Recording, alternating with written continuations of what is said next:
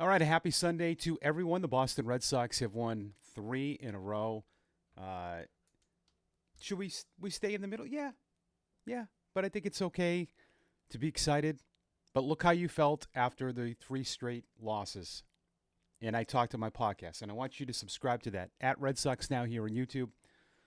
People were really negative after 3 games, and we started making assumptions that this is how the team is going to be. And what I've tried to convey all year, yeah, it's been an extreme team at times offensively, but I think the Red Sox have consistently shown that they can win games when the run total is less than 5.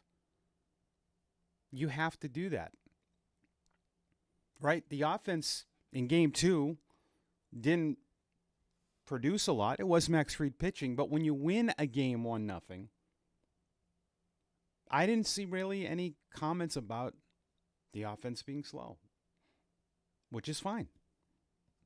I like winning those kind of games. Yesterday was a bonus. You scored 7 in the ninth, but it goes back to pitching for me.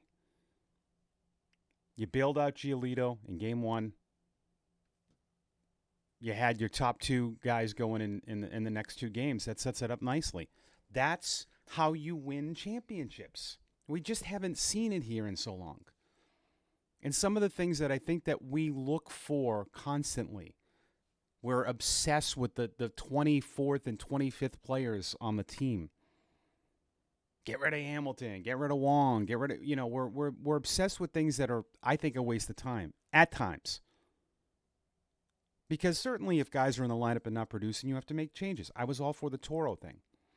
But my point is, all of those things don't matter if you don't have arms. It's boring to talk about. Radio shows will not spend 4 hours a day because it's the end of state. It really is for me. We've seen some of the best offenses in the history of the game. The Yankees, on paper, might have a better lineup than you do.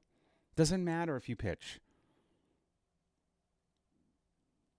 And your bullpen, regardless of what people say, and I still don't get the bullpen's fine comments. It's not fine. It's really good.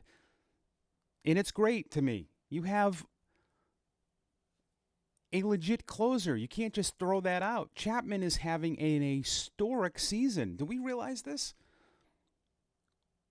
He's got an ERA of barely over 1. Just him and Crochet have changed your whole season. You are not where you're at without those two.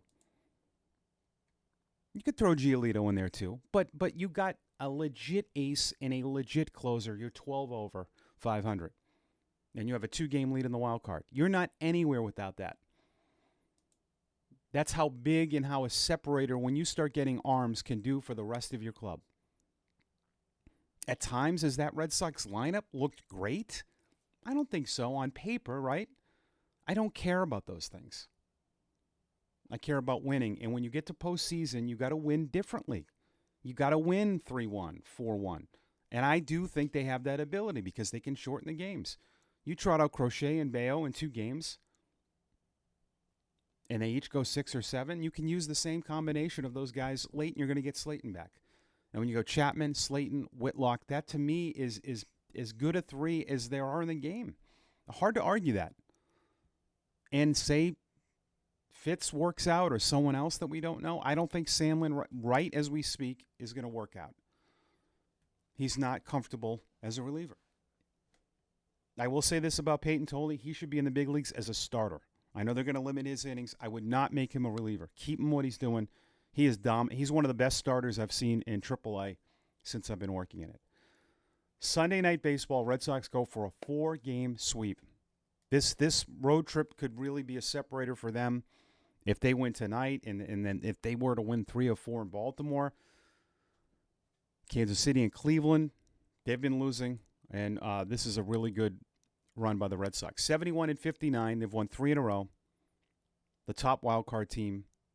They are the 4th best team in the American League. They're only a game behind Houston. I know that doesn't mean anything, but with everything that has gone on at times with the Red Sox and all of our complaints, they are a game behind being the 3rd best team in all of the American League.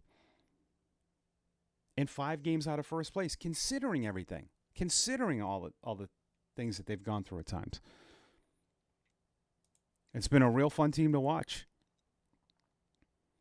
But I really do think it's better pitching. And if you look at the last August to now, you had a 4.95 ERA last August. I can tell you this without looking. Now I can get this. The Red Sox have a much better ERA this August, and I'm going to pull it up right now because I'm curious. They do have the best ERA in baseball since June 30th. And the Red Sox this month have an ERA of 3.30, which is almost a run and a half better than you had last August. When we talk about, it's the 4th best in baseball, by the way, the best in the American League. When we talk about we don't want what happened last year to happen this year. When your ERA is a run and a half better than last month, that says a lot. Now, have they left, guys on base? Yes. Yeah. That happens. Yesterday they broke out. Trevor Story, 261, has 82 RBIs. Rich Gedman told me this back in May.